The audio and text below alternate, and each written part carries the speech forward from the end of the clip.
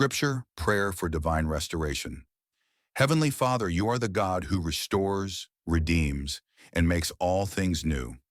Today I come before you with a heart full of faith and a spirit ready to receive what only you can do.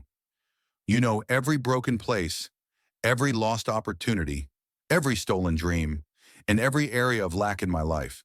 And you, Lord, are the God who says in Joel 2:25, I will restore to you the years that the locust has eaten. Lord, I ask for your divine restoration. Restoration of peace, joy, health, relationships, finances, purpose, and hope. Where I've experienced loss, bring abundance. Where I've been wounded, bring healing.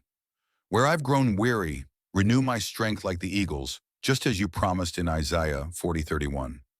Forgive me for any doors I may have opened through fear, doubt, or disobedience.